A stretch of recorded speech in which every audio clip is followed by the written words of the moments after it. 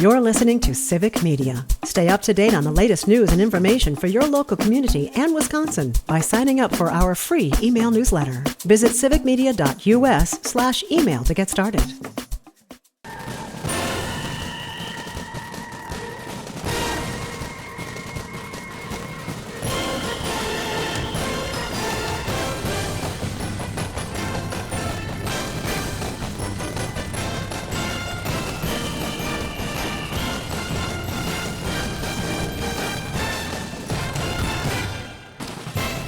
And good evening and welcome to another edition of the Big High School Sports Show presented by K5 Construction on 98.9 WXCO, online at bullfallsradio.com, mobile devices by searching WXCO, and on the Civic Media app. Coming up tonight, we got a full slate here of guests. Of course, we'll be talking about last week's action in high school football. Look ahead to week number 7 as well. Our coach guests coming up here in hour number 1 at about 6:25 p.m. from the Witt-Birn Chargers. We will be joined by Jason Rieck as they are 4-2, looking like they're heading back towards another playoff berth in the CWC Large. So Jason Rieck coming up at 6:35. And also, we have not one but 3 student-athlete guests this week. At 7:06, we'll talk to DC Everest senior running back Blake Bankston. He has more than 900 yards already on the ground so far this season as he's helped the Evergreens to a 5-game win streak and a 5-1 season, start this season. That's at 7:06, and at 7:25. We'll be joined by a pair of area volleyball standouts as Newman Catholic's Lily Shields and DC Everest's Kirsten Hall will be with us. As coming up next Tuesday, there will be a matchup between Newman and DC Everest to benefit the Neighbors Place. So we'll talk about that special event and also about the seasons that Newman and DC Everest are having with Lily Shields and Kirsten Hall coming up at about 7:25 this evening. Across the way again is the former head football coach at Wausau West High School, Jason Foster. Coach, heading into week number 7, a little bit of a fall tinge in the air, but still warmer than normal for this time of year, but heading into the final third of the regular season. Yeah, we're crazy that it's already week 7. I know. And the weather, yeah, we had a little chillier yesterday, but we're still in the 70s here. So yeah, it's homecoming season, so we're just about wrapping that up and getting back to the real world. But yeah. It's exciting. The conference championships are starting to align themselves a little bit, and people are starting to look playoffs, so it's an exciting time. Let's talk about last week's action, starting with the Wisconsin Valley Big Rivers East Conference. We were in Stevens Point last week, and the Stevens Point Panthers were very impressive, defeating Wausau West on Stevens Point's homecoming night, 37-16. Spash now 4-2 overall, 3-1 in the. But I'm going to say this: when I say these records, that's conference for playoff purposes. I mean, we'll spend half the show talking about the separate conference records and such. But Stevens Point, in terms of getting to the postseason, 3-1 in their conference. Wausau West 3-3 overall, 2-2 in the conference. Grant Schotten now 20 of 26, 182 yards, 3 touchdowns, also 18 rushes, 76 yards, and 2 touchdowns. Johnny Matthews was impressive for Spash, 15 rushes for 105 yards. Quarterback Jack Kostrowski for the Warriors was 9 of 18, 130 yards, a touchdown and a pick. Bennett Manson had 5 catches, 74 yards. But it was a game that it was kind of a choppy first half, I thought. Nothing really got going, especially for West. Stevens Point scored a late touchdown in the first half to lead 14-0. Then they came out in the third quarter, pulled away to lead 30-0 at one point. But Stevens Point did a lot of things well. That screen game, I thought, again, was very impressive. And it was just a rough night for Wausau West. Yeah, they kind of shot themselves in the foot a little early with turnovers, and they did all night long just kind of put themselves in tough situations, whether it was penalties and being behind the sticks, or kind of in the special teams maybe taking some kicks off of the 1 or 2 yard line and bringing them out to the 10 or 12 as opposed to letting them go through and getting the ball out of the 25. So just kind of a lot of little things. It kind of seemed like they didn't really have their mojo that night, and you got to give Spash a ton of credit. They played really well. They kind of lived up to expectations, bounced back after a tough loss to Hudson the week before, and Grant Schotten did what he does, right? He ran the ball well, he threw the ball well, probably one of the more efficient throwing nights, but a lot of those were short passes, whether it was screen or those quick swings out to either side, and just overall a good performance. But even with that, West really had the opportunity, as poorly as they played in the first half, to go in at halftime only down 7-0, and then they kind of gave up that one, like you said, right before half, and that really seemed to turn the tide. And both touchdowns that Stevens Point scored in the first half were the direct results of turnovers. I mean, again, as a coach, you see that so clearly. The first pick led to a 5-yard touchdown drive, and then, as you said, late in the first half, that fumble that gave Stevens Point the ball inside the Warrior 40, and then they were able to convert with a score. Perhaps the biggest turning point of the game. Yeah, definitely. And you talk about that going in, and you don't make too big of a deal about it because at the end of the day, turnovers kind of in high school football kind of are what they are. Some nights you have none, and you don't know why, and some nights you have 3, and nothing really changed or different. Some kids who don't turn the ball over did for some reason, and just tough. And what an atmosphere too. I mean, Spash had that place packed. West had a nice student section and contingency there, but so it was a great. I mean, I'd be interested to know what the attendance was at that game. It was huge, but it was a good night for high school football and tough night for the Warriors. DC Everest stays undefeated in the conference. They win their 5th game in a row overall, 48-20 over Eau Claire North. It was the Evergreens homecoming game. Everest now 5-1 overall, 4-0 in the conference. North is 2-4, 2-2. Logan George, 9 of 11, 130 yards, 2 touchdowns, did lead the game in the second quarter. Apparently he's okay. I had asked Blake Bankston when I had a chance to talk to him how Logan George was doing, just precautionary. He took a bit of a shot, and Jake Stasiak came in and did a pretty good job himself, 11 of 12, 173 yards and 2 touchdowns. Blake Bankston, again, our student-athlete guest, coming up at 7:06, 14 rushes, 139 yards and 2 scores. Peyton McCracken, the quarterback for North, was 14 of 20, 147 yards and 2 scores. Everest really hasn't been threatened, have they, in the last 5 weeks, have they? No, not at all. We kind of, from 3 weeks ago when they played the Warriors, I would say the one thing we left that game thinking that maybe their defense would, if they had a weakness, it might be on that side of the ball a little bit, but that really has not seemed to have been the case. I think they keep moving forward. What year is Jake Stasiak? That's a good question. I'm not 100% sure. I just kind of referencing both them and Spash and how they have really nice quarterbacks backing up their starters. I watched our JV game against Spash on Monday night, and their JV quarterback, who will be their starter next year, just had an outstanding game in the JV game. And Everest, this Jake Stasiak came in 11 for 12, 173, 2 touchdowns. That's a heck of a game as well. So he is a junior. So yeah, thank goodness for computers. Yeah, they seem to be in pretty good shape with that.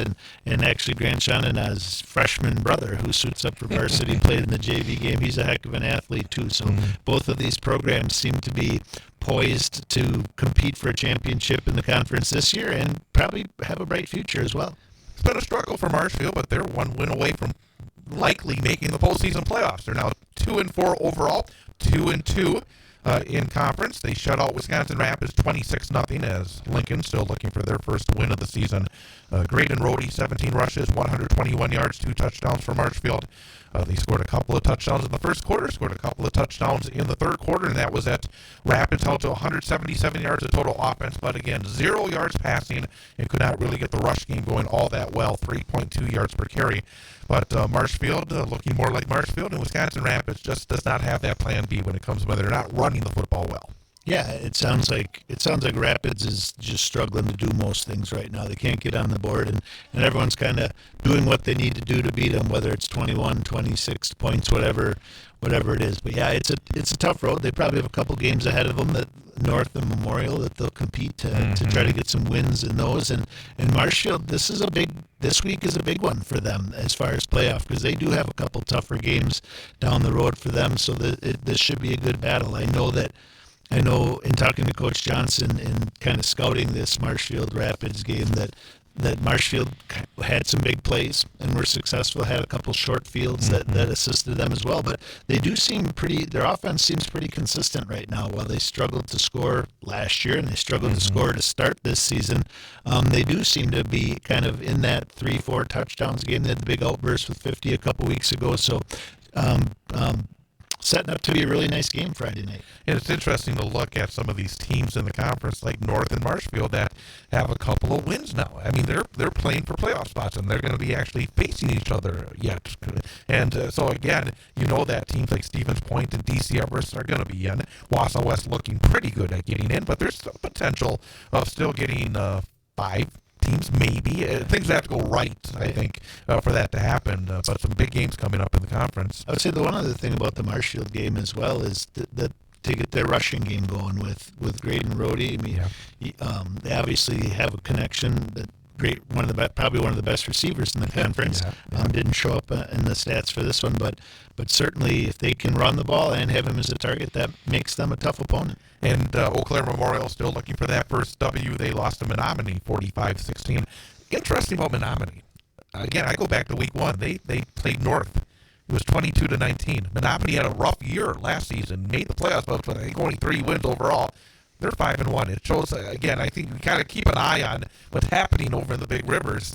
And it's been interesting over in that conference, hasn't it? If you asked me a week ago today about New Richmond, I mean, we commented last week how they're playing much better football, but they beat Marshfield 7-6, and then they went and knocked off Rice Lake last week. And I thought the same thing. I mean, Rice Lake I thought would run away with this conference the way they had been playing, and that was a really close one, I don't remember exactly, but a 2 or 3 point or 1 point game. It was right there. So I mean, wow, New Richmond is really kind of setting themselves up for a conference championship as well.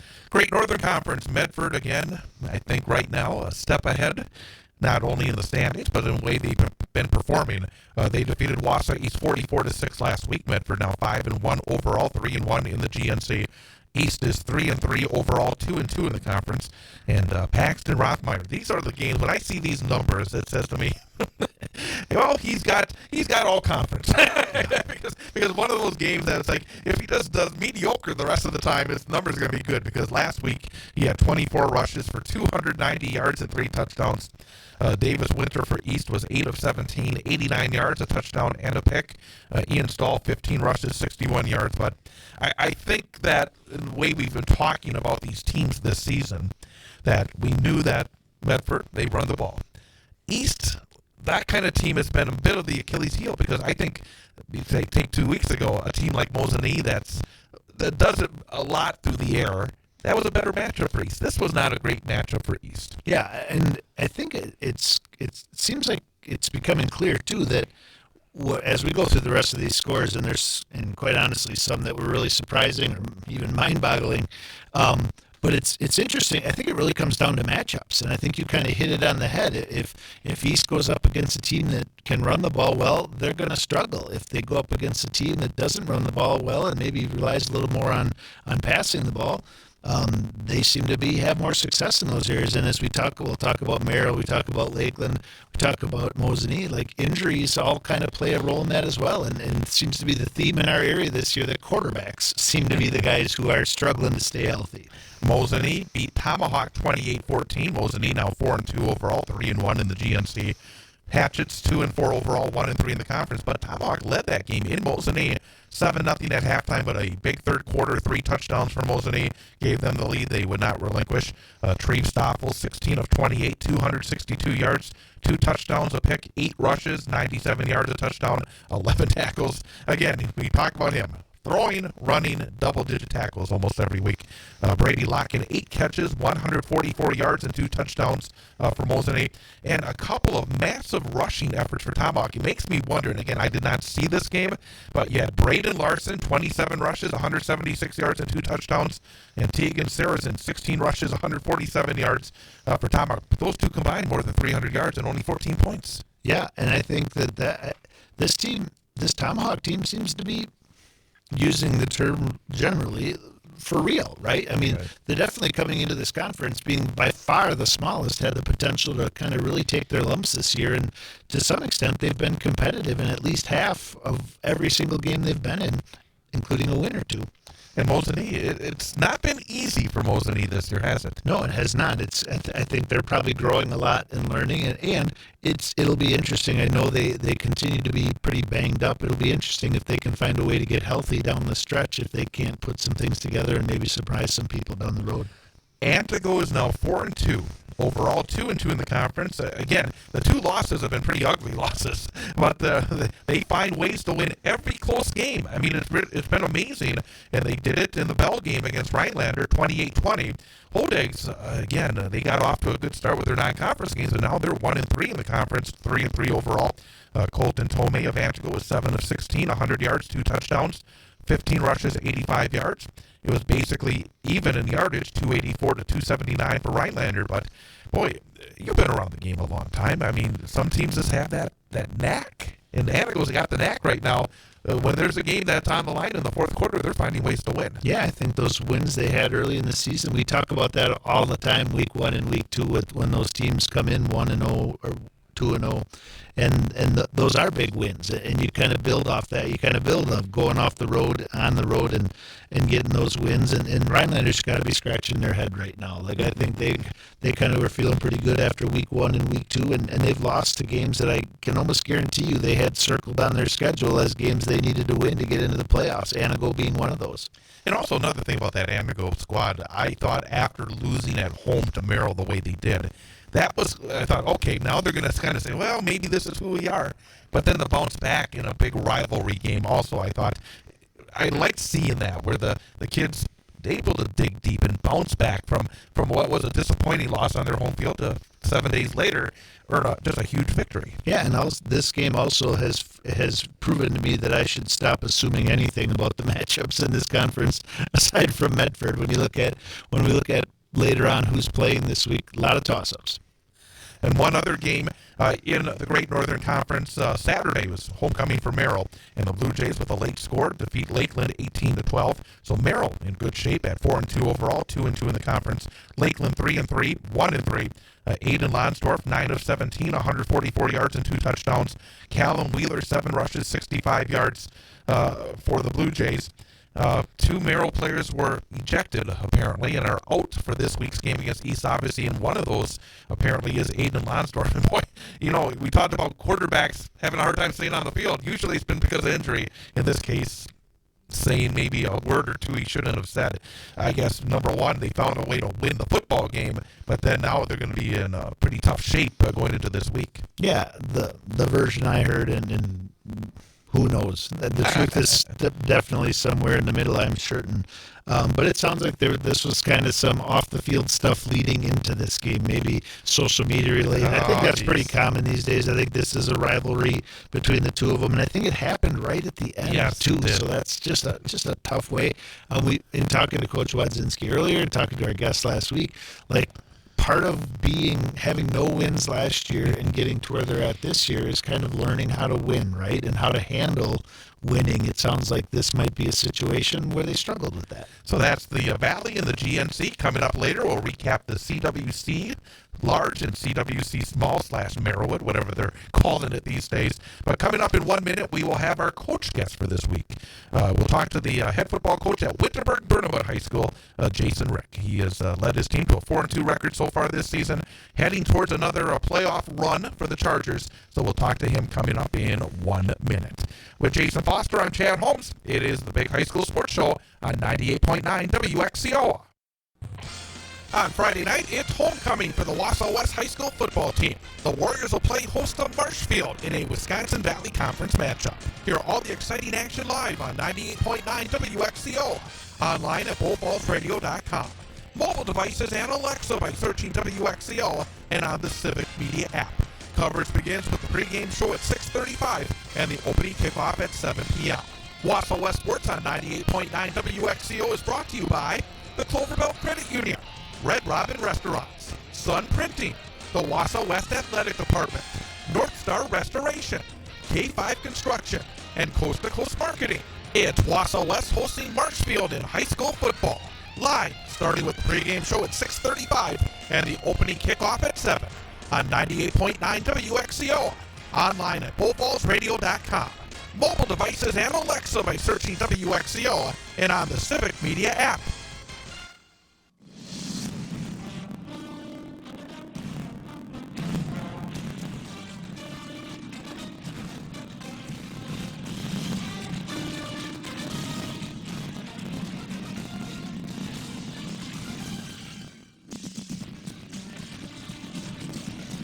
And welcome back. It is the Big High School Sports Show presented by K5 Construction. Again, thanks to K5 Construction for their support of the program here on 98.9 WXCO.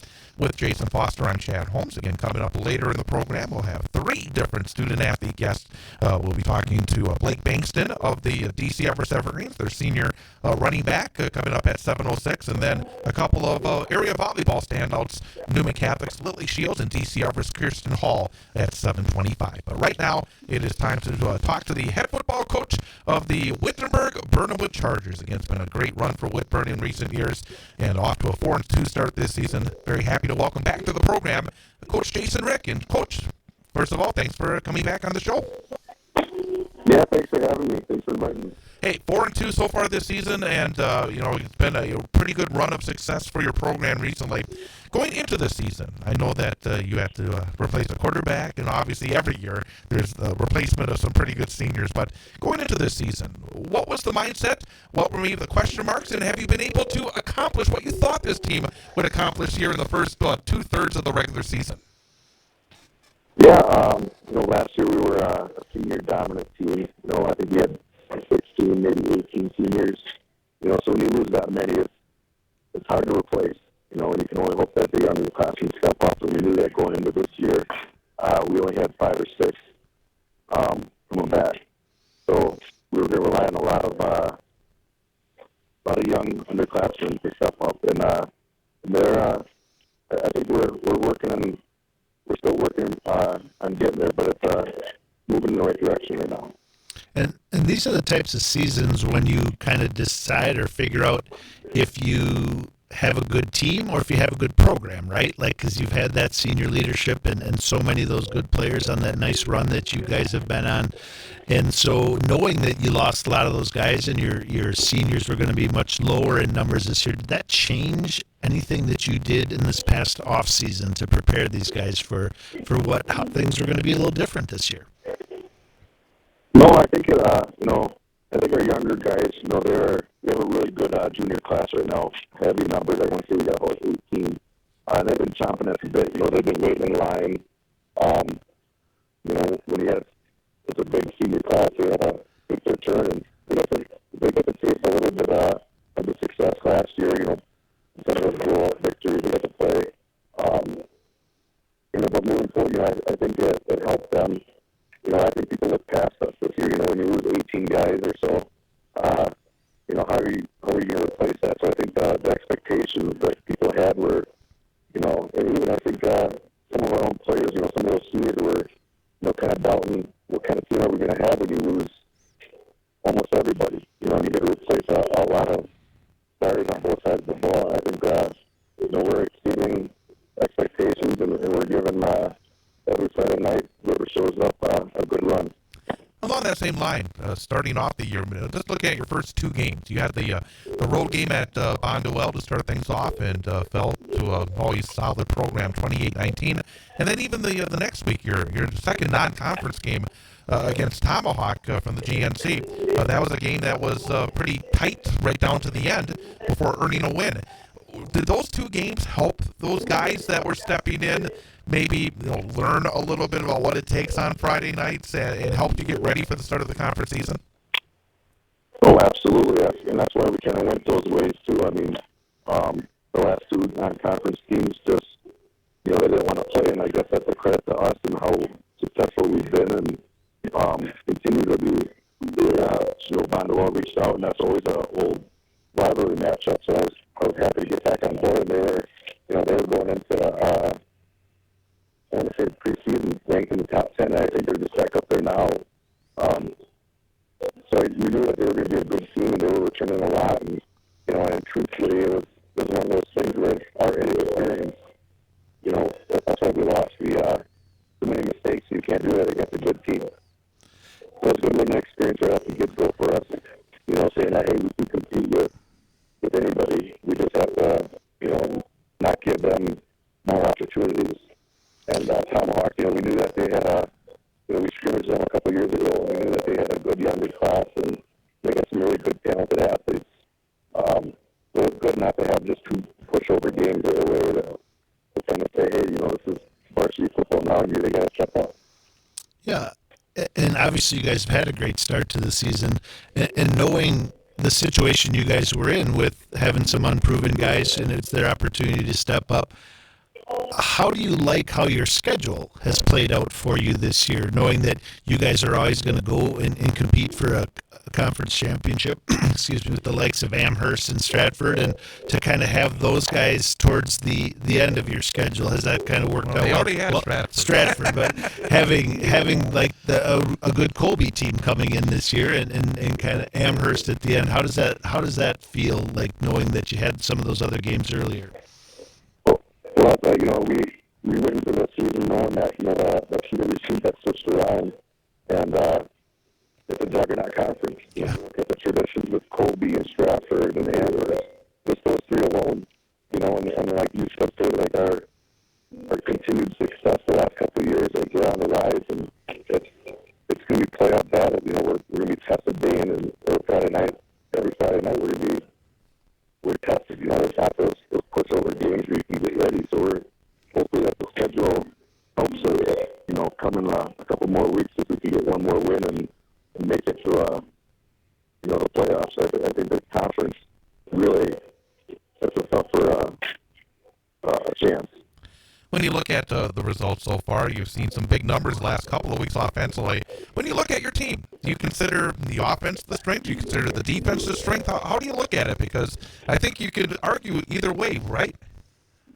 Yeah, absolutely. I think they go hand in hand with each other. We got 5 or 6 seniors, so we're relying on a lot of guys playing both ways. It hurt a couple weeks ago. We lost our starting running back. He broke his foot. Really good athlete. So we kind of had to revamp things going into it, the last couple of weeks going. We didn't want to change everything around, but we had to get playmakers the ball. So we didn't change the offense around, but we kind of changed the look of it to accommodate what happened. And sometimes it's the offense that's cooking, and sometimes it's the defense, and sometimes it's the Coach, you kind of mentioned that it's both sides of the ball, and you lost a really nice player. Who are some of the guys that you rely on week in and week out, either for leadership or their performance on the field? Who are some of the names? Yeah, Bryson Schmidt, he's a two-way starter at quarterback. He was our top running back last year. I think he led the team in most yards rushing last year. So he's back, but he's our quarterback this year. He's a safety on defense. Louis Shire's a returning middle linebacker for us, and he's getting some reps at running back now. Just a great defensive guy. Just has a knack for the ball. Really has a lot of potential, untapped potential, I should say, because the ceiling's the limit for him. Or the sky's the limit. I mean, it's crazy how well he reads and gets the ball. Seems like every tackle he's there. And then there are guys like Caden Yeager, Jet Rogowski that are skill positions who can make they have the speed to keep up with anybody, and they're not afraid to put their nose down. You got guys like Eddie Nowinski on the line who are playing both sides of the ball. So it really it's evenly spread out, I should say. Sounds like a good group. Again, we're talking to the head football coach at Witt-Birn High School, Jason Rieck, as the Chargers are 4-2, heading into the final third of the regular season, marching towards another playoff berth here on 98.9 WXCO. You mentioned Boone Shire, and you talked about his, almost limitless potential and ability. I was looking at some of his numbers beforehand, and even last year, he had like 140 plus tackles, and he's got a huge number of tackles already this season. What is it? Because, I mean, you don't see that often where you talk about, he's a middle linebacker. Obviously, you want him to be getting a lot of tackles, but man, I mean, the numbers just jump off the page. What is it about him that really makes him that special and that much of a producer on that side of the football?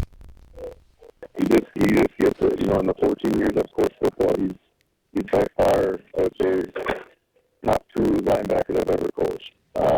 Just his uncanny ability to get to the ball. I mean, he doesn't get blocked. I mean, Stratford did a phenomenal job against him, but I think you got a game plan for a guy like that. Just like on offense where defenses are up to stop certain guys. I think offenses have to account for Boone. Otherwise, he's going to be around the ball. Like he knows it. He's a student student of the game, and he's always going to be around that ball. What about your quarterback, Bryson Schmidt? You said it last season. He ran for more than 700 yards, moved him into a new position, putting up some really good numbers. How has that transition been, and how do you see him as would you consider him, because I do see that he has been throwing the ball pretty well so far this season, averaging more than 10 yards per attempt. Has he become a true multi-faceted quarterback this season? Yeah, he's still learning. He's still got the... he's a great athlete, and that's why he's drafted. And I would say probably in middle school we knew that he was going to be a future quarterback. So his freshman year, he took a lot of reps on the JV. Last year as a sophomore, he took a couple. He played a half here and there at quarterback just because he had to learn that. He had to learn that spot. We knew that it was going to be a spot in future years, and so it was always kind of in the back of his head. This is what the expectations were, and he's a great kid. He's a student of the game. He's constantly learning. Very coachable kid. So it's nice having a good leader back there too. Even as a junior, guys look up to him, and he truly makes the offense go. Coach, you mentioned earlier the conference and how strong it is, and how it's changed a little bit this year. This week you have a matchup with Colby coming in, and a powerhouse team that you're not particularly familiar with in regards to playing in the past. How do you prepare for a team like Colby coming in that you haven't played recently? You can't let them, you can't look at the record for them. What are they? I think they're 2-4 maybe. Correct. But they're such a strong tradition team. 2 or 3 years ago they're down at state. And last year we had a great team and a great run. They're just they're going to be well coached. You just got to prepare, and it's been nice because we've actually scrimmaged Colby, I would say, probably like the last 20 years. We have an idea. Obviously during a scrimmage, that's the first 2 weeks of practice, and a lot of people in certain spots where we have an idea what to expect. But overall, we know that they're going to be well coached and well prepared, and they're going to play their game. And as you head now towards the final weeks of the regular season, and then, knock on wood, you're playing in the postseason, what are the areas that your team still is looking to take those strides in when you face really good competition where the season is on the line? You got that big Week 9 game at Amherst, obviously, out there, and then obviously really good teams, whoever you play in the postseason. What are the areas you have to get better at to be able to keep that season going once you get to that point in October? Yeah, down there, that's such a mental part of the game. Everybody's going to be good. You get that first round. Maybe there's an offset, 1 versus 8. It could be a lopsided game. But after that first week, it's anybody's game. Every team is practice. They're hopefully everybody's hitting on that. They're all well-oiled machines, and they're hitting on all cylinders. You can't take care of what you can control. You can't make the game bigger than what it is already. These are high school kids. They go to school during the day, and they have lives outside of football as well. So all that comes into play. So, if you can play a good mental part of the game, you got to stretch and not make, limit the mistakes, because mistakes are going to happen. You got to know that. And we're going to be able to limit them and rebound from them. Coach, kind of going off of that a little bit, I always like to ask coaches when we have on, especially coaches from some of our smaller schools. You talked earlier about guys going both ways, and you just talked earlier about that these kids are student athletes. They're busy and students, but I would assume that the majority of, or not the majority, but quite a few of your kids probably are multi-sport athletes. So you kind of share them with other programs and teams and what that looks like in the summer.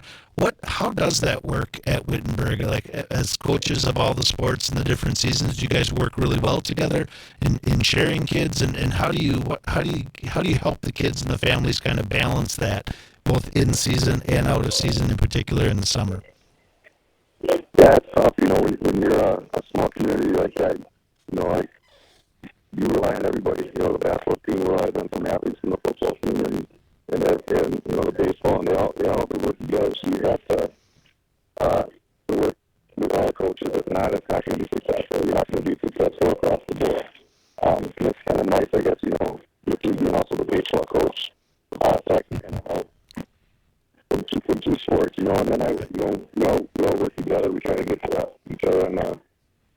you know, I'll recommend the weight room. I'll encourage that.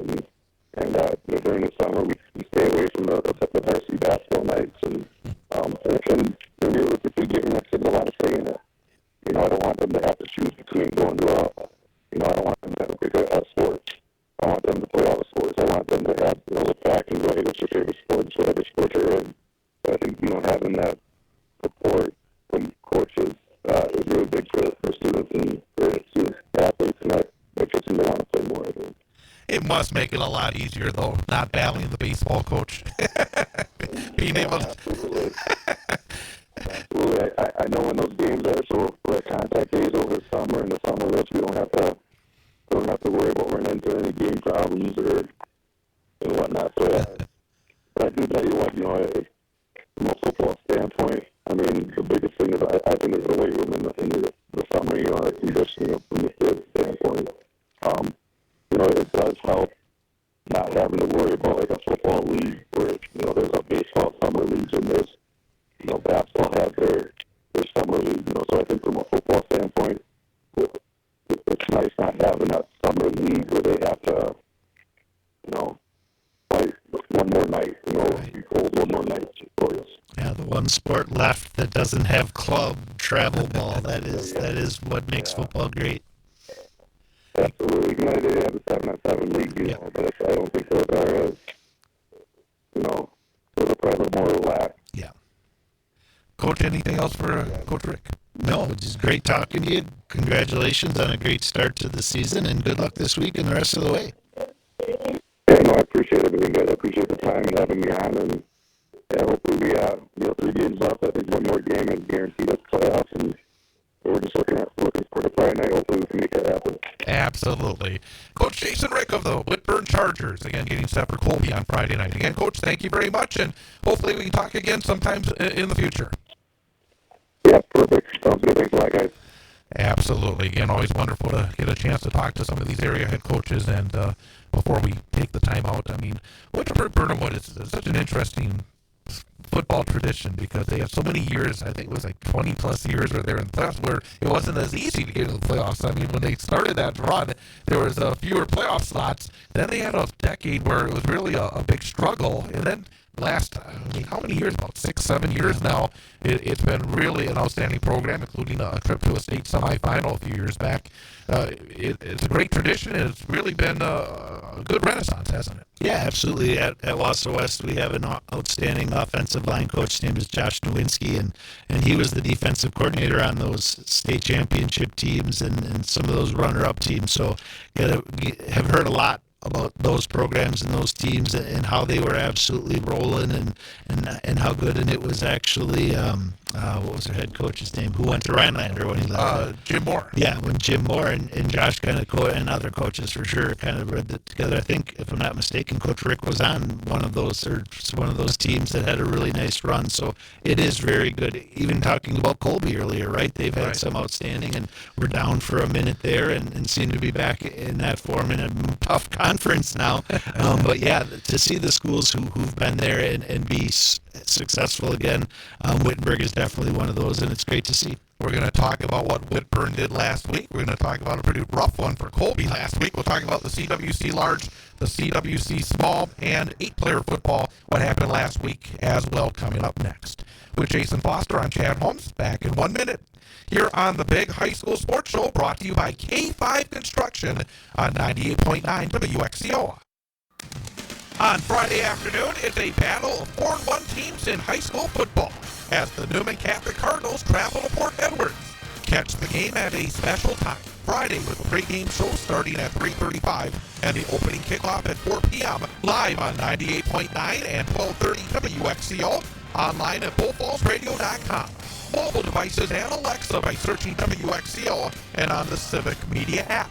Newman Catholic High School football on 98.9 WXCO is brought to you by Red Robin Restaurants, the Cloverville Credit Union, Sun Printing, and North Star Restoration.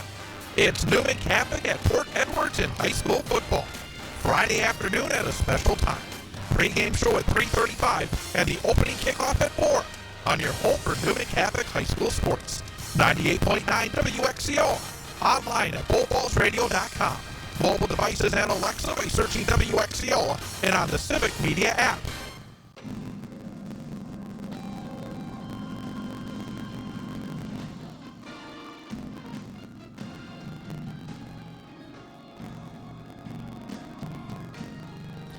And welcome back. Big High School Sports Show brought to you by K5 Construction. K5 Construction is a family-owned and operated custom builder in central Wisconsin that stands out from the rest for its commitment to quality and excellence.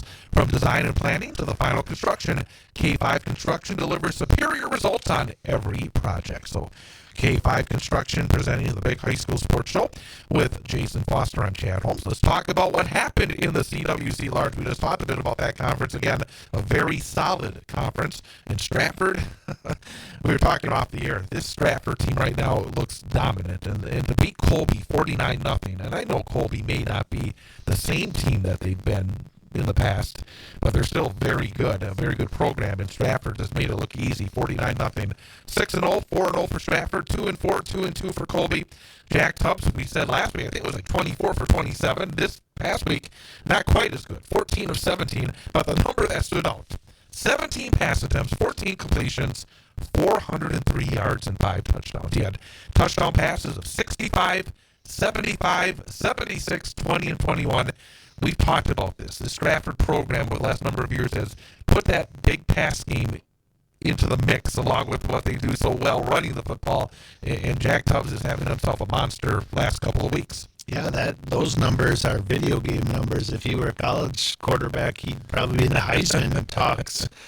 Pretty amazing. And yeah, Stratford is loaded. We kind of mentioned too that not only is this conference, I mean, when you look at the tradition, we just talked about Witt-Birn, Amherst, how many state championships do they have in their history? They play Edgar, perennial state powerhouse state champion, in a non-conference game, and then they probably took arguably one of the second or third best teams in that conference and moved them over to this one. So it's not like they get these wins and just blow over easy opponents. I mean, there's a couple in here that aren't putting up a lot of fight this year, but they're a little battle tested, and they should be ready for the playoffs. Amherst stays perfect. They're 6-0 as well, 4-0 in the conference. They beat a stingy Spencer Columbus squad last week, 28-13. Spencer Columbus 1-5, 0-4 in the conference. It was scoreless at halftime. I mean, all of a sudden, Spencer Columbus, they got the undefeated Amherst Falcons, scoreless at halftime. You go into the locker room, you go out there, you're ready to go, you kick it off, and then Tyler Loken for Amherst, a 94-yard kickoff return to start the third quarter, gave Amherst the lead. They would go on to win it. Michael Glodowski, 8 of 11, 100 yards and a touchdown. Sam Stukzinski, 20 rushes, 107 yards for Amherst as well. But man, oh man, you're trying to pull off a big upset. You got yourself even going to halftime, and then a big special teams play really turned around that game. Yeah, and these are the types of games where if you're Spencer Columbus, you got to find the victory in this, right? Not in the record overall, obviously, but to know that you competed with a team like that through halftime. I mean, there's definitely things to build off of. Obviously, 0-4 in conference, 1 win overall, so it's a tough season, but this is definitely something that these kids will be able to reflect back on and say, hey, remember when we had Amherst 0-0? And I think it's a building block for them moving forward, and they haven't been getting completely blown out week to week. I think they are making some strides and heading in the right direction. And the problem has been the schedule. We talk about this all the time. You have to look at the schedule. And they've already played Stratford. They've already played Witt-Birn. They've already played Amherst. They went on the road to Wyoming. Those are the top 4 teams. Now they got Loyal Greenwood. That's a winnable game at home. Then you got Colby. Who knows? Right. You have Colby's still gonna be tough. Yep. And then you got Marathon, who's been banged up injury-wise. So again, when you look at Spencer Columbus, they've been much more competitive this year than they were last year. They had a kind of a rough go of it. And I think, again, it shows the depth of that conference. A team like that can take Amherst. Is there any worry for Amherst to have that kind of game? I don't think so. I mean, if you lose that one, I think you come out with some worry. But it sounds like they definitely, whatever they said at halftime worked for them too, scoring 28 points in the second half, having special team success, and coming out 6-0. Wittenberg Burnhamwood 52, Loyal Greenwood 28. Chargers 4-2 in the conference, 3-1 overall. Loyal Greenwood 1-5 overall, 0-4 in the league. Bryson Schmidt 9 of 13, 181 yards, 4 touchdowns and a pick, 12 rushes, 85 yards and a touchdown. And it does look like Wittenberg Burnhamwood is getting better as the season goes on. I mean, they've put up some big point numbers in recent weeks. They got, I would say, a couple of winnable games coming up before that big Week 9 game at Amherst, but they're putting themselves in a position not only to be in the playoffs, but put themselves in a position to have maybe a decent seed, depending on, again, it's hard to project at this point what it may be, but they have a possible, it looks like 6-3 at the worst, maybe, I mean, if Spencer Columbus can give Amherst a game, maybe Witt-Birn, but it does look like a team that's getting better, and again, Schmidt stepping in at quarterback after being a running back last season has been very impressive. Yeah, and I think this is when we talk about the programs and winning programs and how are you a winning program? It's your culture, right? The graduated 18 seniors have 5 back, and they understand the expectations of the program. And I think the other thing that makes Wittenberg tough matchup down the stretch and into the playoffs is they're really good on both sides of the ball. They have outstanding defenders. They're, like you said, they're putting it together on offense. So yeah, I think they're a good team that traditionally has a very good program, and they know how to win late in the season, including the playoffs. Wyoming Fremont putting themselves in a position to earn a playoff spot. They're now 500, 3-3, 2-2 in the conference. They topped Marathon 36-6 last week. Marathon now 2-4, 1-3. Red Raiders just devastated by injury right now. When you're losing your top 2 quarterbacks and you're losing the player that you kind of build around, it makes it so difficult. It's been a real rough go of it for the Raiders the last few weeks. Cameron Silke for Wyoming was 6 of 13 passing, 62 yards and a touchdown and an interception, 9 rushes, 96 yards, 2 touchdowns. Dawson Lind had 16 rushes, 117 yards, 2 touchdowns as well for Wyoming Fremont. Blake Kraft, the third-string quarterback for Marathon, was 7 of 14, 67 yards. Garrett Bracewell, who's such a talented athlete, still had 4 catches for 31 yards. Nathan Hanish, 13 rushes, 54 yards for Marathon. But without truthers, it just takes away so much on both sides of the ball for Marathon. Yeah, how many times have we seen this and talked about it in various games this season as we look into the Friday night matchups is what a difference it makes. I mean, take Gavin, his brother, take Garrett Bracewell and look at his numbers versus when they had truthers versus when they have their third string, and that's nothing against their quarterback Blake Kraft. Yeah, he was moved from a different position. Right, I mean, exactly. At the high school level, you're not 3 deep at quarterback, probably, are you? No, not even a little bit. Even when Coach talked about from Witt-Birn talked about their last year's running back or whatever. But if you're the number 3, chances are he probably wasn't playing a lot of varsity football the year before. So, yep, tough for them. And this is kind of where you go back to in a season like this. You find the wins within the game for them, and that's probably where Marathon's at right now. CWC Small / Merriwood, Abbotsford still perfect, 6-0, 4-0, winning at Pittsville 56-20. Pittsville, I think, much better than 1-5 record would indicate, but they've had a real tough schedule. They're 1-3 in the conference. Urban Aguilera, 7 of 11, 154 and a touchdown, 9 rushes, 156 yards and 2 scores. Abbotsford had 4 rushers with at least 96 yards, and they had 568 yards rushing as a team, 13.5 yards per carry. Logan Zickert, 10 of 15, 224 yards and a touchdown for Pittsville. Boy, I mean, I thought that was going to be a more competitive game. Abbotsford right now is looking very, very good. Yeah, I mean, they are just a machine rushing the football, including their quarterback at this point, which makes it. I mean, then you look at the passing attempts usually, and I mean, so they're running some play action stuff, they're running some screen, could probably taking a couple shots, but they might have to get a few more of those attempts down the road passing it to be successful.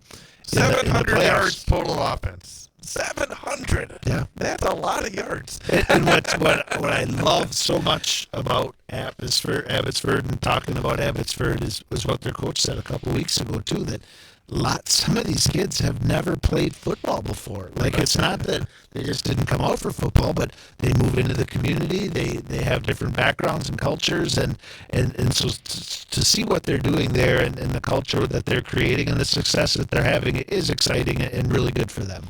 Edgar beat Assumption 48-0. Edgar 5-1, 4-0 in the conference. Assumption still looking for that first W.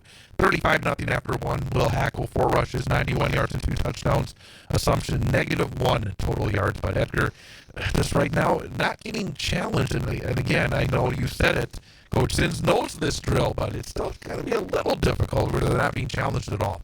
Yeah, Will Heckle, four rushing attempts, and I mean great numbers, right? 91 yards and 2 touchdowns. But will he be healthy and fresh? Absolutely.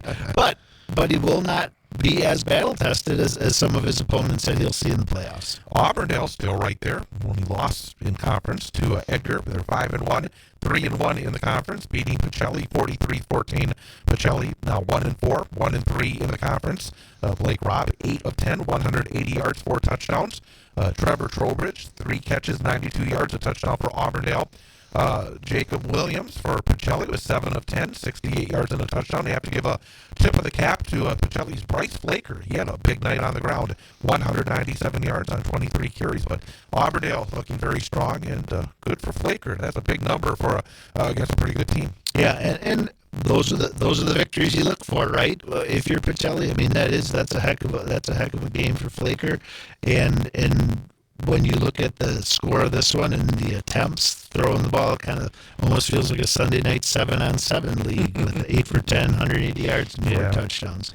Iola Scandinavia still right there in that conference, 5-1 overall, 3-1 in the league. They shut down Rochelle 47-0. Hornets 1-5, 0-4 in the conference, 47-0 at halftime. Jensen Rice 3 rushes, 106 yards, 2 touchdowns. 2 of 2, 33 yards and a score. Let's go right to the 8-player before we hit the top of the hour timeout. Newman Catholic went to Menominee Indian, beat the Eagles 38-14. Newman now 4-1. Menominee Indian 0-5. Carson Rice, quarterback for Newman, 11 of 17, 120 yards and 2 scores. Had 7 rushes for 87 yards and a touchdown. Brock Gasper, 12 rushes, 76 yards. Stephen Clement, 4 receptions, 50 yards and a touchdown. It was 38-6 at halftime. Cardinals did what they needed to do, stayed healthy, and they have a big game coming up against Port on Friday. But they did what they needed to do. That was stay healthy in that game. And are they getting healthier as well, do you know? Yes. There's still a couple guys that are going to be gone pretty much all the time. Right. I mean, it's... Yeah. But at this point, I would have to think for them, any single person they could get back probably makes a difference for them. Helps for Newman. So they, again, wonderful job to be 4-1 at this point with all the injuries so far. Owen Withy, I mean, boy, they got to be the best team right now in 8-player. They are smashing everybody they run into. They beat Alma Center Lincoln, who's 2-3. It's not like they lost every game this season. 62-0 back-to-back shutouts for Owen Withy. Also, Gilman, 4-1, beat Thorpe, who's 3-2, 61-18. Rib Lake is now 3-2. They beat their old co-op mates, Prentice, 46-32, and Phillips beat Flambeau, 52-26. But got some really good teams. Those old Cloverwood teams. Newman was an old Cloverwood team. Owen Withy was an old Cloverwood team. Gilman was an old Cloverwood team. Thorpe was an old Cloverwood team. Lots of old Cloverwood teams are now powering up in the 8-player ranks. Yeah, and I think that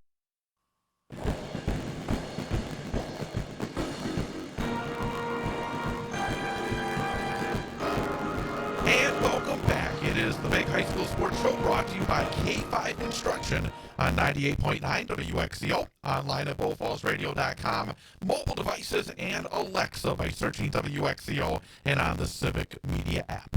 I'm Chad Holmes, and very happy to welcome our student athlete guest for this week from DC Everest Senior High School, senior running back Blake Bankston. Blake, thank you for coming on in. Yeah, thank you. I appreciate you having me. Absolutely, and a lot to talk about. We'll talk about your individual story coming up in just a few moments, but let's start with the team, because this season, a brand new head coach. It's really been quite a story this season.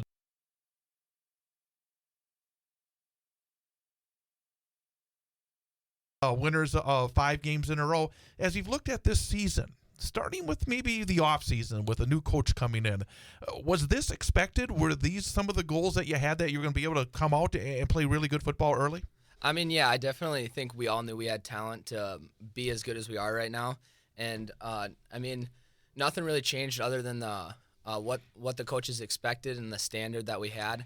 I mean, they just kind of expected a lot more out of us because of how our last season ended and what we did. And I mean, they really just pushed us to be the best we could all off season, and everyone was putting in the work together, which kind of like just helped us all bond as a team more as brothers. And I mean, I feel like it's showing on the field now that we've been putting in the work together all summer long. So how important is the off season for anybody who's not maybe part of a high school football team? It's not a case where you come in for the first day of practice in early August and then say, okay, we're going to put it together for, I think, about 2.5 weeks before the first game. How important is the off season in terms of setting the tone both physically and also as a unit, group leadership in that like? Yeah, I mean, that's huge. This year we did add like a contact prep thing that was new this year, which has been huge, I think, preventing a lot of injuries on both sides of the ball.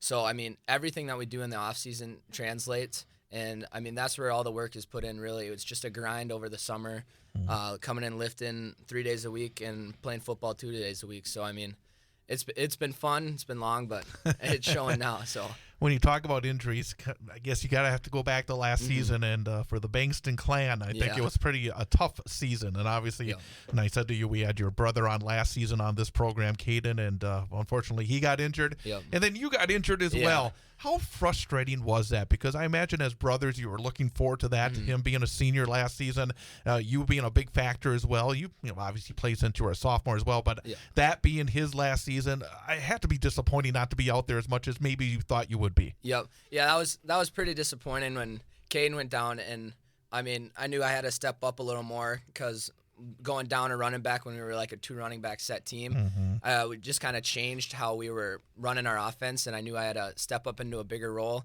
And then going into that homecoming game, it just kind of like right after that play, it kind of hit me, and it's like, dang, now we're both out, and we got to try and help the backups after me get in. So, I mean, that was pretty disappointing having Caden's senior season supposed to be his best season, and then me go down 2 weeks later. So again, we're talking to Blake Bankston of DC Everest, senior running back for the Evergreens, who are 5-1 overall, 4-0 in the WVC, getting set for a big one against Chippewa Falls coming up on Friday night.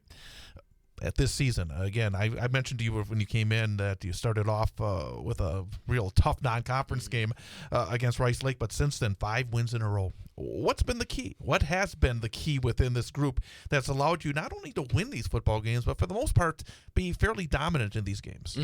Yeah, after week 1, that kind of like got us on our horse and realized that, like, hey, we got to get going. I mean, Rice Lake is a very tough opponent, and we were expecting them to be good, but we came out decent in the first half, and we kind of got shut down in the second.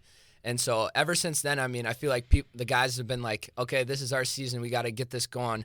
And, I mean, up front on our offense, it's been amazing to see with the past 2 years how much it's improved and how much work they're putting in, and they don't get as enough recognition as they deserve because, I mean, they're really doing it all up there for my run game and stuff. Well, who are they? Because it's always good to give some shout-outs. Yeah, I mean, Oscar Latondras on the left. Who was on the show earlier this year? Yeah, Chris Ferrario, a freshman, coming to play left guard this year. He's been amazing. He's going to be great coming up. And then Jake Higgins or Will playing center with Jake going down. Will stepping up was huge. And Carson Zesch at right guard and Ian Cole at right tackle. Another key has to be the balance. You have a veteran quarterback, back with Logan George. I know he got knocked out last week. Is he okay? Oh, yeah, he's fine. We were just being precautious with him. Okay, very good. But to have somebody with the experience that Logan has, the ability to be able to put up some pretty big numbers. The game that I saw in person a couple of weeks ago when he played Wausau West, to have Xavier Edwards come up with some big catches as well. The balance seems to be there. I imagine as a runner, that opens things up for you as well, having that pass game. Yeah, it's really nice to have Logan take control of the offense when we have so many RPOs in on our playbook where he can control the game, and they can't just try and stop the run because we've got 2 good wide receivers and 2 tight ends that can catch the ball. So, I mean, it's been great with this offense. I love the position we're in right now. What was the injury you had last year? I tore my MCL. How was that then in terms of, obviously you have to, get back to 100%. How was that process, and were there any doubts going into this season coming off an injury? I mean, not really. I kind of knew that the work I had to put in because I'm a big wrestler too, so I wanted to make it back for my junior wrestling season. So right after I got the injury and they told me that I most likely wouldn't be back for the wrestling season, I was like, I'm gonna make it back. So I mean, I really just put my head down and recovered, and then as soon as I could, I started my physical therapy and did as much as I could, and I was able to make it back right before the big part of the season. So that was really fun. And I mean, coming into the football season, I know running and wrestling is a lot different, but I mean, it really hasn't bothered me at all. So it's been great. Going back, the first time you were on the mat in a competitive situation, coming off an injury, what was that like? I mean, did you appreciate it more after going through a bit of a struggle with injury? Yeah, it was right. That first match didn't go as planned for me. I wasn't ready conditioning wise, but it was so fun to be back out there. And I don't know, I miss competing a lot, so it was really fun to get back on the mat. Are you involved in any other sports besides football and wrestling? I play golf, but that's not really like a competitive sport for me. I just do it for fun. I tell you, there's a number of guys that are involved in sports, and it's almost as though you get to the spring, it's almost like you want a taste of it, but maybe not quite at the intensity level that you've gone through. Would that be fair to say? Yeah, for sure. And it's just playing with my friends every day, so I mean, it can't get better than that. Between football and wrestling, do you have a favorite sport?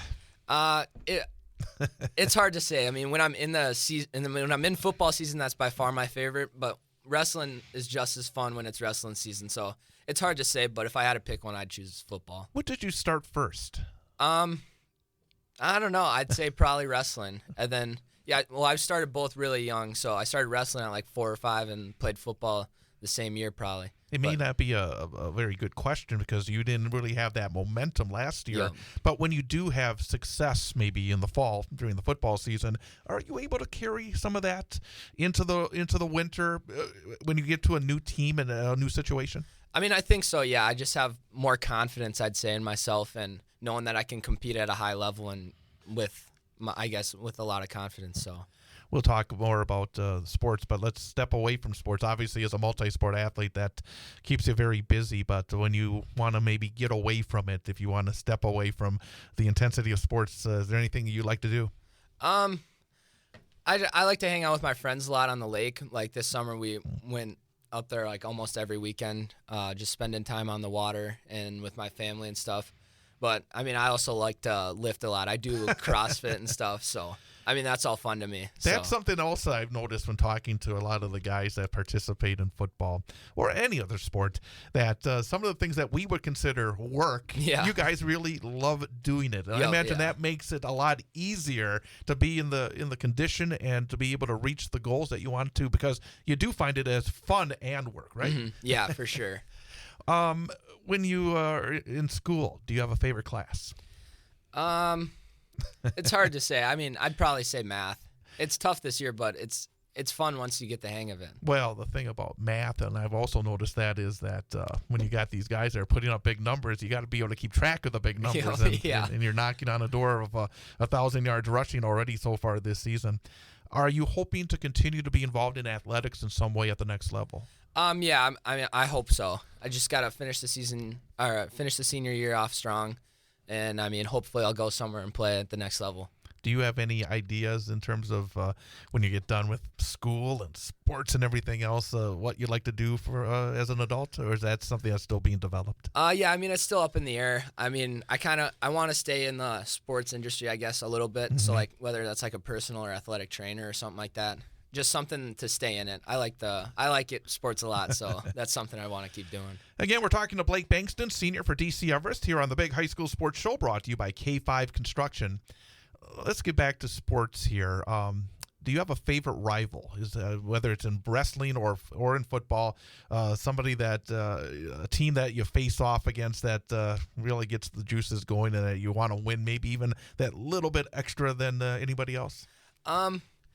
I guess it's most likely probably West. It's always a fun week to play them, and when we win, it's it's nice. It's a good feeling. So I have to admit, and again, I broadcast West, so obviously I see when Everest plays West, and I think it's on both sides. There's that intensity. Also, I noticed when I looked at, I think it's like on the DC Everest, either Instagram or something along those lines, they always ask the players, like, what's their favorite moment. I think almost everybody I read said last year beating Wausau West in like week 9 of the season. So, and even just a couple, we were talking about this, the atmosphere, where you have a lot of folks are able to come over from Everest when it's over at Tom Field or over at Steam for Wausau West. There is an energy that. Yeah. Can you feel that on the field? For sure, definitely. I mean, both student sections are talking back and forth, and you can kind of feel it on the field.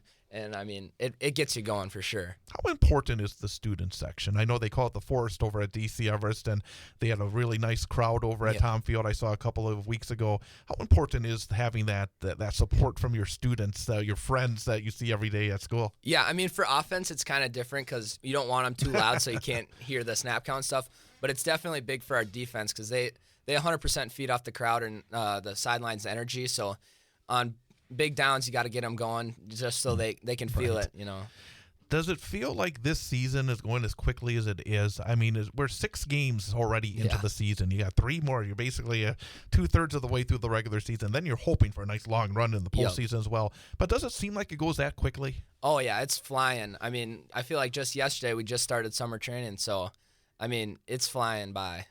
Yeah. As you look forward, let's talk about this week because we were talking that this is a major challenge. This is a Chippewa Falls team. That Big Rivers is very tough. I mean, everybody seems as though have some really great competition over in the western part of the state. And, of course, they beat Stevens Point to start off the season. That kind of set a goal right there that, they're a very solid football team. As you've been preparing for this week's game, what has jumped out about Chi High that you guys have to be ready for this week?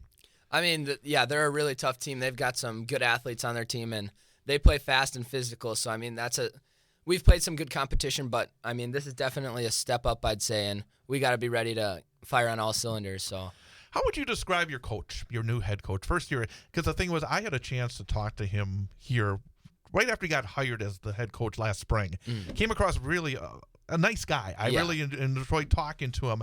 How would you describe him as a head coach? Because obviously being the head man is different than what he was. He was obviously, as an offensive player, you were involved with him previously. What's he like? I mean, I love him. I love how he coaches and his standard that he brings. Coach Mitchell, I should say, because people, I always assume everybody knows everybody here, but Coach Mitchell. Yeah, I mean, I love him personally. I work with him a little bit. He's more of a quarterback, wide receiver coach, but he brought all over his plays, and he like develops our offense a lot. So, I mean, I love everything he's been doing. He's a really down-to-earth guy. Like, you can have a conversation with him, and then when it's time to turn it on, he's really competitive, and I like that he likes to win, and I mean, our whole team wants to win, and that's what he's bringing is wins. So it's nice to have. I try not to say it out loud very much when I'm over at West, but I actually did go to DC Everest many a year ago, and during that era, there was a lot of winning. There was some of those championships that are listed on the wall. I was actually going to school then. Does tradition mean anything at DC Everest now? It's been quite a while before, as I get very old and looking at it. But does that winning tradition, when you go out onto the field, when you see Stephen Hagen Field, the legendary head coach, when you see those championship balls near the scoreboard, does that still mean something at DC Everest? Oh yeah, for sure. We're definitely trying to bring that tradition back, and we do like a motivation every week on Thursday before our games, and we just had 3 coaches from that era come in, and I mean, that definitely got our team fired up, and we're ready to bring some championships back to DC Everest, and this is just the start with Coach Mitchell, so it's going to be fun to see. A year ago in the Level 1 playoffs, you went to Neenah, and it was not a good night. Yeah, that's for sure. And for the Evergreens, do you think this team took something away from that? Definitely. That you're going to try to use it when you get to the playoffs? Oh, yeah, for sure. We can get to the playoffs. We already got it clinched, but that's not our goal, is to make it to the playoffs. We definitely want to make a run this year, and that's our goal. Is we're gonna keep winning. So, is seeding important? Oh yeah, definitely. We want a home game for sure. So we gotta keep the roll that we're on. We can't stop because home game is completely different than going going to play somewhere else. So. That said, you got a couple of, again, not just High, you got Stevens Point coming up as well. I know that it's always about this week, but with the conference still out there, what do you think about Stevens Point? How do you look at that game coming up? Because actually last season you guys went over there and it was a game that went right down to the wire. That really kind of turned the conference championship on its head for Stevens Point. As you look for that and a potential conference championship, what do you think of Stevens Point? Yeah, they're going to be a tough team. I mean, we know they got some stud players over there, and that's where Coach Mitchell came from. So we definitely got a little rivalry with them. But yeah, we're taking it 1 week at a time, but we're definitely looking forward to that game. We're ready to get our revenge on them, I guess. Yeah. We always wrap up our discussions with our student athletes asking a question, especially for a senior, because you've gone through it. And for you yourself, I mean, you were a varsity player as a sophomore and a junior, now as a senior as well. Based on what you've learned, both in terms of football and wrestling and everything you've done at DC Everest, for a younger student athlete that's just coming in, whether it's a freshman or a sophomore, starting their journey that ultimately leads to their graduation, what piece of advice would you give to that young person that's just starting based on what you've learned? Yeah, I mean, nothing's going to come easy. You know, you're going to have to put your head down and grind no matter what, whether you're a starter or you're on the practice squad or whatever. You're going to have to grind to get to where you want to be. So, I mean, if you're not seeing the results right away, you just got to keep working, and eventually they'll come. Well, number one, congratulations on coming back after, getting banged up last season. Congrats on what I think it's like 911 yards, if I'm not mistaken. I think something like that. Something like that. So you're knocking on the door of 1,000 yards already. And best of luck at Chippewa coming up. Thank you. I appreciate it. Blake Bankston, the DC Everest running back, came off a nice night last week against Eau Claire North with 14 rushes for 139 yards and 2 touchdowns. Our student athlete guest this week. We're going to come back with more as we continue here on the Big High School Sports Show, brought to you by K5 Construction on 98.9 WXCO. On Friday night, the Marathon High School football team plays host to longtime rival Stratford in a Central Wisconsin Conference large division matchup. Hear all the exciting action live on the Sports 2 stream of BullFallsRadio.com and the Civic Media Radio app, starting with the pregame show at 6:35 and the opening kickoff at 7 p.m. Marathon football on WXCO is brought to you by Marathon Parts City, Four Seasons Screen Printing, Brickners of Little Chicago, County Materials, the People's State Bank, Marathon Cheese, the Dirks Group, Marathon Family Dentistry, the Marathon Athletic Club, Fisher Transportation, Morgan Sand and Gravel, Rip Falls Fabrication, and BS Taxidermy. It's Marathon hosting Stratford in high school football. Friday, live on the Sports 2 stream of BullFallsRadio.com and the Civic Media app, starting with the pregame show at 6:40 and the opening kickoff at 7 p.m. and also on tape delay following Wausau West football on 98.9 WXCO.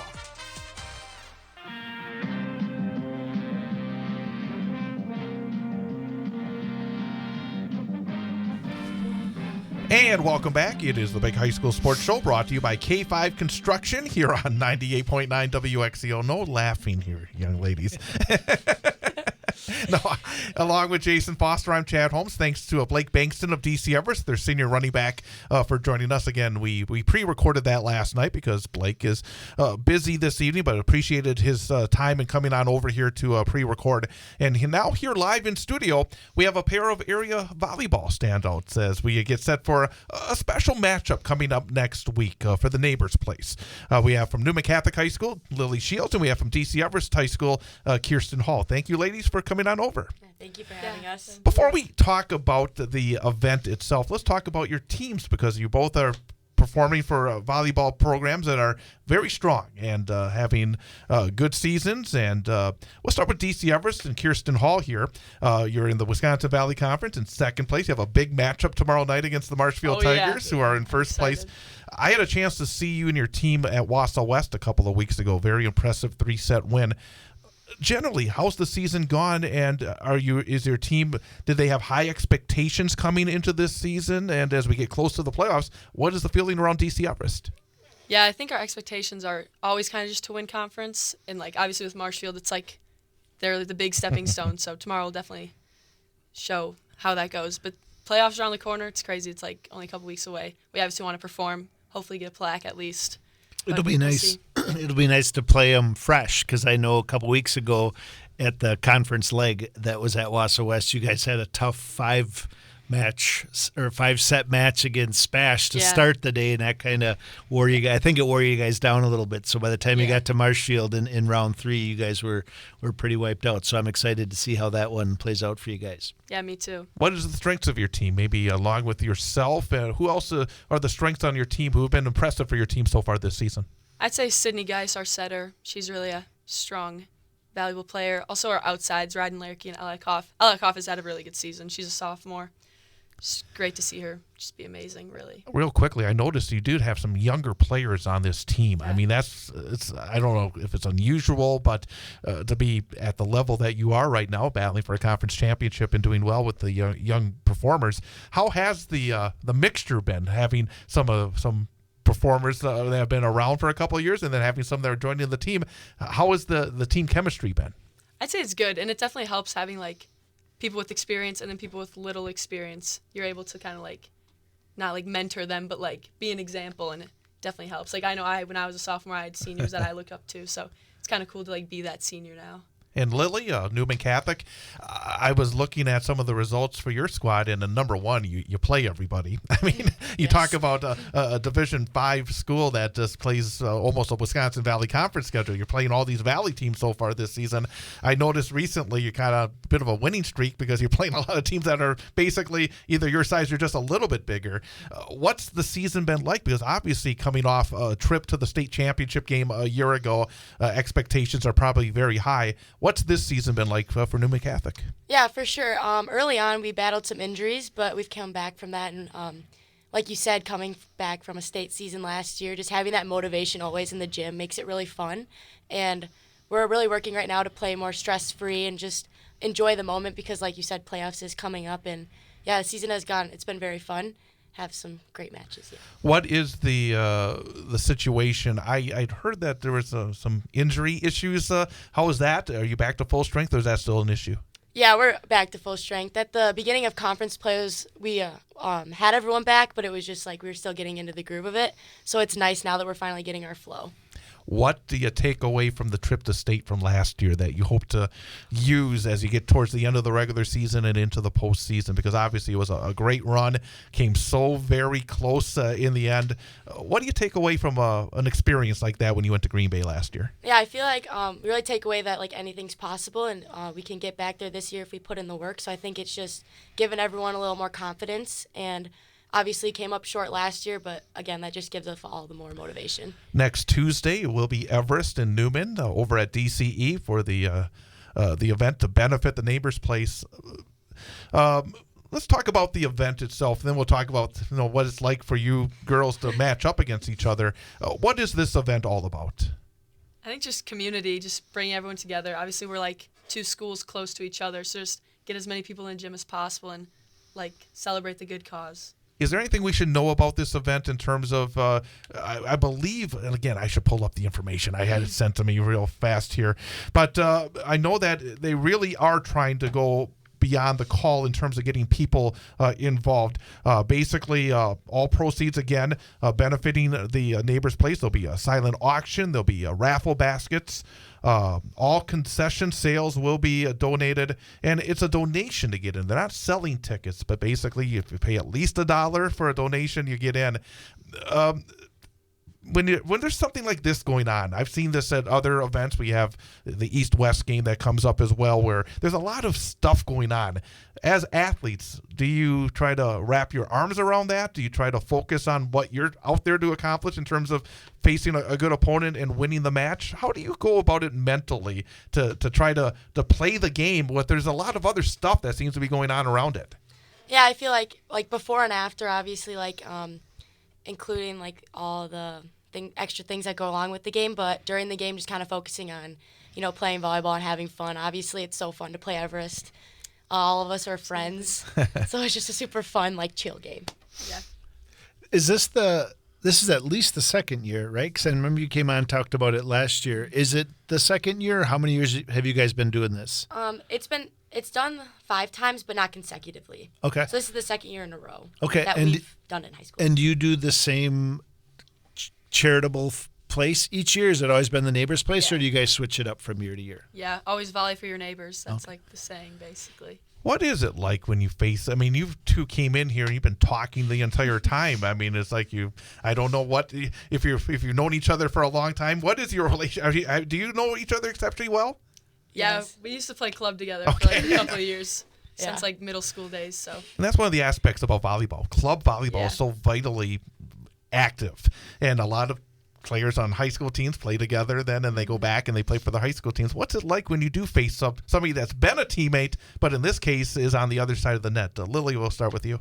Yeah, it's so fun. There's definitely some friendly banter throughout the net. Like earlier in the season, Kurt and I, we had a scrimmage and we were talking through the net. I was trying to get her to hit into my hand so I could finally get a block, but she didn't do that for me. It's okay.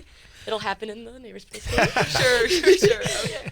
And Kirsten, what about you? What's it like when you face people that, is it, I mean, I can tell right now you have this joy where you enjoy being around her. When you look across the net towards Lily or anybody else that you play a lot with on the club level, do you almost have to avoid eye contact at times because you have that relationship? Yeah, it honestly just makes it so much more fun. Like, I just never get mad because I just look and I start laughing. Or, like, at the scrimmage, I went up to hit, and Lily's just like, oh, no. And I'm just, like, laughing mid-hit. So it just makes it a really fun game. If I'm not mistaken, and again, maybe I am, last year, was it a 5-setter that you guys played? Yeah. Yes. I mean, obviously, when you look at it, I mean, Newman Catholic, I mean, obviously very, very good, but at the same time, a much smaller school, DC Everest, very, very good in D1. At Everest, how do you look at this matchup? Do you feel like there's a lot to lose more than the gain when you face Newman, or is it that you know that this is a team that's capable of winning the state championship, and it is a good matchup going into the postseason? Yeah, I think we definitely just look at it as a game to, like, kind of get better and, like, get better. And it's not like a win or, like, obviously we want to win, but it's not like win or lose. It's more so for, like, the event, but obviously you want to win every game. So kind of just go into it, do your best, and the result is the result, I guess. And Lily, again, when you get a chance to go play Everest and have this opportunity on this stage, obviously within town, and especially at this time of the year, does it have a little extra juice for you and your teammates? Yeah, I think it's a great competition right before playoffs because we get prepared. We face some great hitters, great serving, and that really lets us settle in right before playoffs. So I think it's a great time of the year to have this game. Yeah. How does the atmospheres compare, like when you get there tomorrow night, like knowing that Tuesday of next week. or Tuesday, Thursday. that Thursday. Oh, you're right. It is Thursday. Man, I want to share something real fast. You asked the question. But I was actually rushing to get you on tonight because I thought, holy cow, it'll be Tuesday next week. I get you on tonight. So it's even further. I could have had you on next week, but I was all worried about getting you on right away. but continue on. I should look at these things a little more closely. There's so much going on. So the great thing about volleyball, kind of like basketball, like there's 6 of you on the court at a time, so you don't have to be a school of 1,800, a school of 100 when you guys have the tradition you have and compete at that level. So on the court, it's very similar. What's the atmosphere from the crowd like? I mean, I know Newman's a big community crowd because it's from Wausau or whatever, but your school itself, like the number of students who come. So what is the atmosphere like the night of the game? Yeah, I think obviously our student section's not big, but we are very loud. And like last night, it was our senior night. We had a great student section. They were screaming the entire game. So they bring a lot of great energy, and it's just so fun to see because we're all been friends since kindergarten. So it's just a great community, like you said. Yeah, I feel like our student section always shows up to games, and it's always fun to have students there. I think same like any other night. I'm going to underline now the correct information so people know when to show up for this event next week. It'll be next Thursday, October the 10th, JV at 5:30, varsity at 7, Everest and Newman. The community fundraiser game at DC Everest Senior High School, volley for our neighbors, benefiting the neighbor's place. And again, there'll be silent auction items, raffle baskets. There'll be a serve for prizes game. All concession sales will be donated, and no charge to get in, but a minimum donation of $1 for a ticket. So doggone if you can't get that dollar at least to get in there and enjoy the great volleyball and also for a great cause. That's next Thursday night at DC Everest. Something that you're talking about, the energy, and that's something about volleyball I think that anybody that goes to a volleyball match senses right away, not just within the crowd but within the players between the lines. And I think it builds on each other because I do think there's a different energy. I know Kirsten and Lily, you both play basketball as well. There's a different feel in the gym for a volleyball game than a basketball game, isn't there? Absolutely. Yes, for sure. How would you compare the two? Why is it that maybe that, number one, the girls on the court, every point you celebrate? I mean, you really do get together and you celebrate these points, and I think it goes into the crowd as well. How would you, again, why is it that maybe there's a different energy, and how is it different when you're on the basketball court and on the very same court for volleyball? Yeah, I feel like basketball, at least for me, obviously our team is not like the most successful, but we still like have fun. Volleyball though, it's just like you like strive for energy, like the most energy you can have, and it's like so much momentum goes into like who's winning, really. So if you can get that momentum and energy on your side, like you have success like in your view. So basically that's what you want every game. And what about you, Lily, in terms of, if you get a layup or hit a 15-footer in basketball, it's not the same celebration as if you get a point in volleyball. How do you compare the two experiences? Is there a favorite game that you play, basketball or volleyball? Do you enjoy one more than the other, or is it just different? Yeah, probably more volleyball, but I feel like in volleyball there's more like breaks in the game, so there's more time to cheer, but also like what Kurt said, it's a game of momentum, and you really want to build that momentum. And I feel like it's just so fun, like getting a stuff block. Like, how can you not celebrate that? Like, I don't know. Absolutely. Yeah. Kind of piggybacking off of that too, like, are the relationships any more strong, like within your team? Because you guys literally come together after every point, whether you win or lose the point. You guys huddle up, and I don't know what you guys say in there. I mean, I know it's exciting when you win, point, whatever. But are the relationships different then with your volleyball teammates than they are your basketball teammates? I know at Newman, it's probably very similar girls, right? On both teams. At Everest, some, but probably not as much. But are the relationships any more or less strong, or is it just different? I'd say the relationships are like the same strength, but like volleyball, it's definitely easier to like celebrate your teammates because like you have that time to be like, hey, that was a great swing or something. Rather than basketball, it's just like a quick high five down the court. So like in the game, it might be a little bit stronger, but yeah.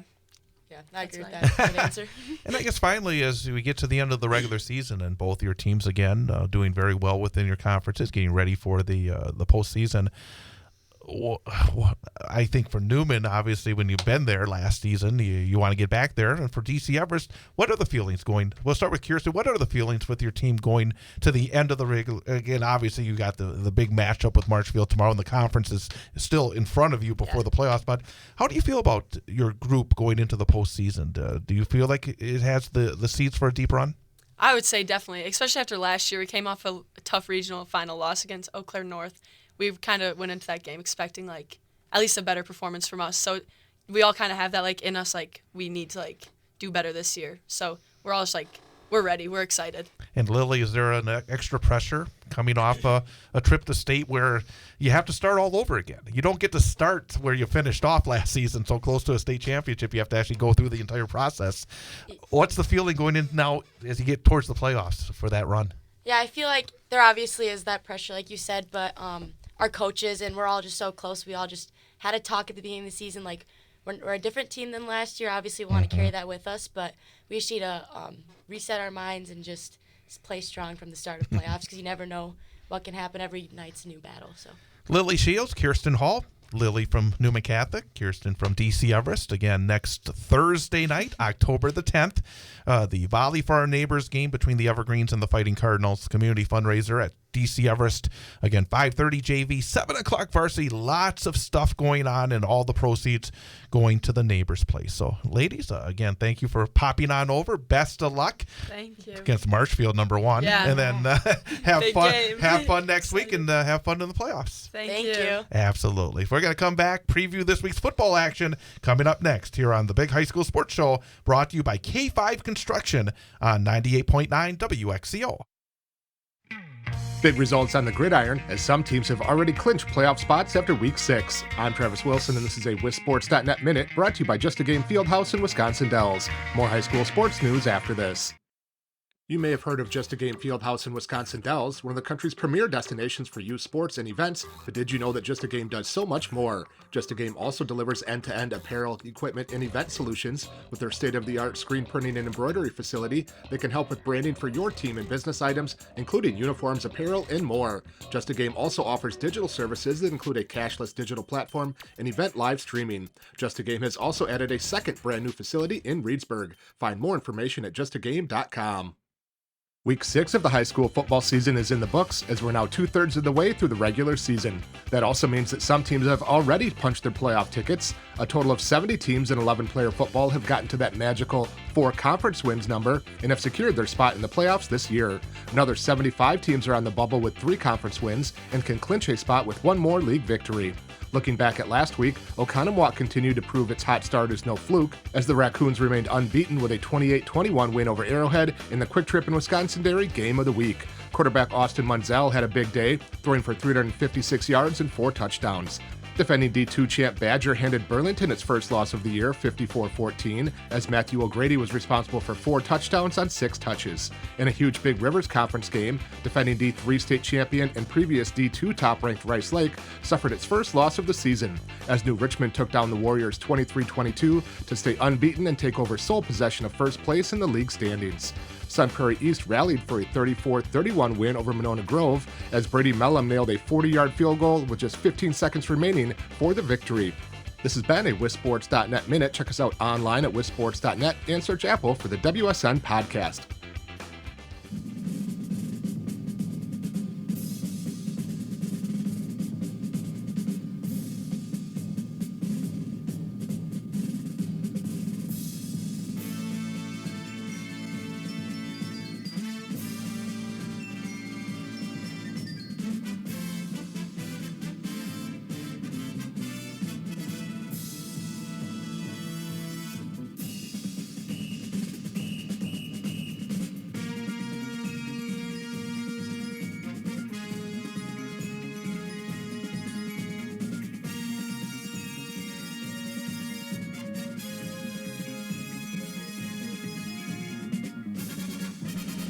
And welcome back. Big High School Sports Show presented by K5 Construction here on 98.9 WXCO. With Jason Foster, I'm Chad Holmes. And lots of young people tonight. It makes you feel young. They get very old. But no, all outstanding. You just feel like, they all seem so juiced up about what they're doing. And you love seeing that. Yeah, I mean, 2 programs that have great tradition. 2 young ladies who are very committed to what they're doing when they talk about club volleyball and all the time them and their families have put into it, but also really cool what they're doing for the neighbor's place. Yep. And kind of all surrounding communities all kind of do some version of that. And I think it's great. I think it's great for bringing the community together. I think it's great for supporting those causes, but also very cool to watch these 2 young ladies who will compete to both try to win next Thursday night, but also be very good friends. And I mean, they probably had as much fun sitting here talking to each other prior when we were off the air as they did on the air. So exciting. And obviously Blake, another great student athlete and on a program that's going in the right direction, and excited to see where he takes his team the rest of this year. And we will remind everybody of the big volleyball event next week as well. I'll make sure to write that down. Make sure, because I thought it was Tuesday. So I was like, I got the note and it said, could you do something? Oh yeah, bring the girls on tonight. And they set it up, and it's like, because I thought we had to get it done before next Tuesday. So again, even I make an error once in a while. Let's talk about this week's football. Again, week number 7, lots of big games in terms of conference races and also in terms of playoff races. Wisconsin Valley Conference, DC Everest at Chippewa Falls, crossover game. Evergreens, winners of 5 games in a row. Chi High fighting their way. That's a big game for Chippewa Falls, 2-2 in their Big Rivers Conference. They beat Stevens Point in a non-conference game earlier. But again, an Everest team that's been rolling pretty good, and this is again one of those games that features maybe a playoff preview as well. There's a lot of layers to this, isn't there? Yeah, we kind of talked earlier about off the air what that Division I bracket might look like, because in this Wisconsin Valley, Big Rivers East and West, there's kind of quite a few D1 schools and quite a few D2 schools in there as well. So interesting to see where Chippewa Falls is at. Obviously, great win early against what we know now is a very tough SPASH team, and DC Everest is going on the road, which which is always a challenge as well. But I think this is kind of I don't know as much for Chippewa Falls and where they sit over on the other side, but from DC Everest, this is kind of a turning point for them. I mean, if they get a nice win here, followed up with a nice win against Spash, I mean, there's a lot. I mean, that unlocks a lot of things for them and gets them really heading in the right direction. On the flip side of that, they have a stumble in this one, stumble against Spash, and they went from kind of sitting on the top to kind of looking up and wondering who they are at the end. Yeah. So this should be a really good game, and I'm kind of excited to see the outcome of this one. And Blake Bankston said it. They want to play a home game. And to play a home game, they're going to have to win this one. Yeah, I think that's for sure. Also in the Valley, homecoming at Wausau West. Warriors take on Marshfield. Game that we will have live right here on 98.9 WXCO on Friday night. Warriors, again, this was a rough night last week. I think for Wausau West, it's about coming out there with that edge. And for Marshfield, trying to build on what happened last week. Yeah, I think we talk in all the conferences that we cover, we kind of talk about the top tier, the second tier, and then the bottom third or the bottom tier. And I think this game really, West already having tough losses to both Everest and Spash. I think this is really for the battle of the second tier of the Wisconsin Valley Conference. Marshfield's been playing good football.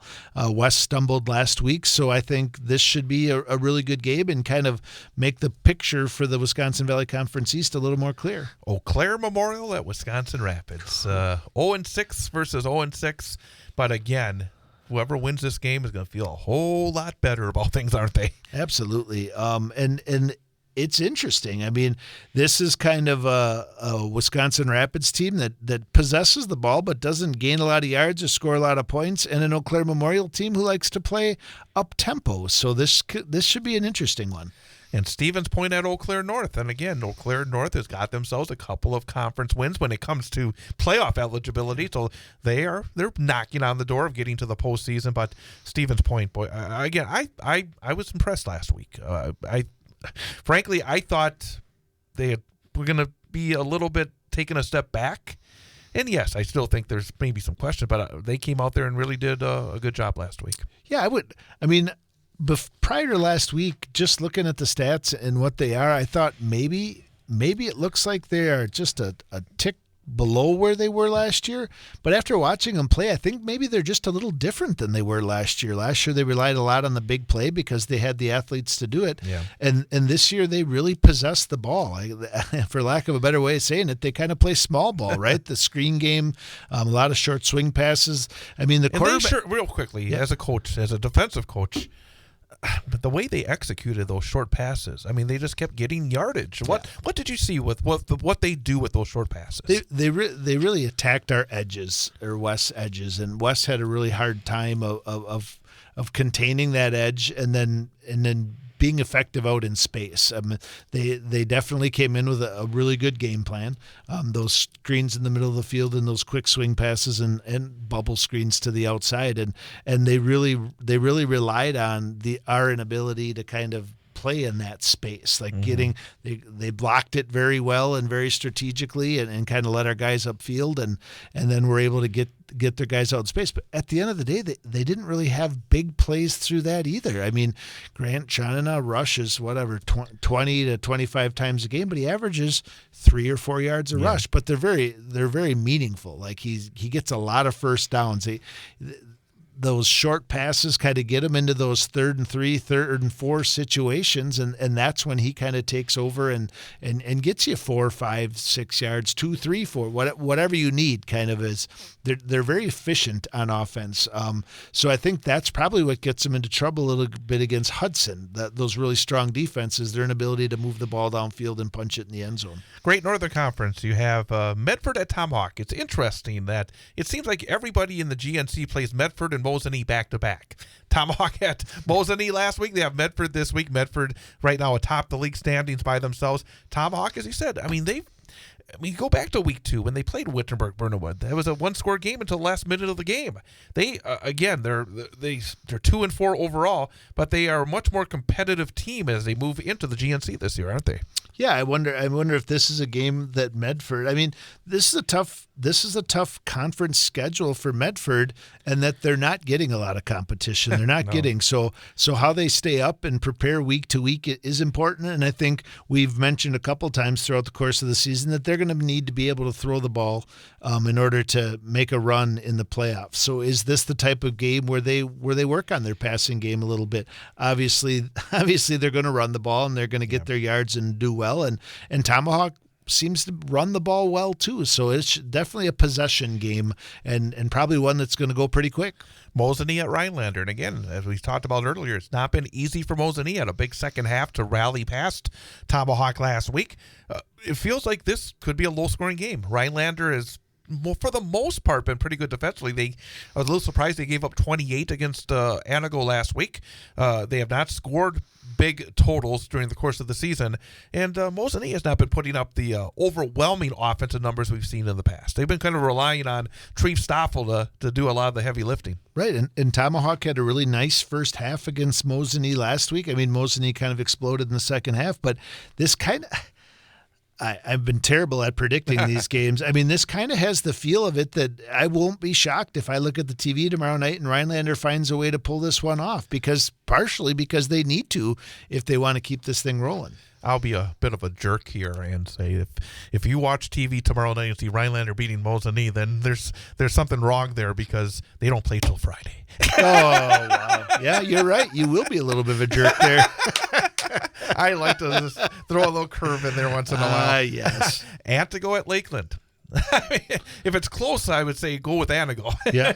Well, if it's close, go with Anago. I think at Lakeland makes a difference for them. It does. But if you look at what Merrill did to Lakeland, and I think Lakeland has some injury issues, especially at that quarterback position, I think the door's wide open for Anago to go up there and make a football game. Merrill at Wausau East Saturday at high noon at Tom Field.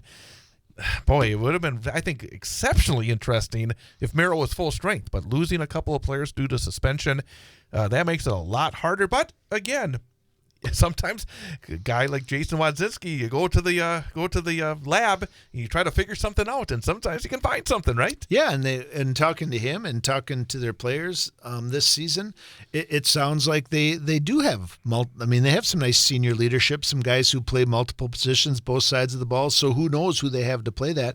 And the other thing I've noticed in talking to both the coach and players from Merrill is they now consider Wausau East to be a really good rivalry game.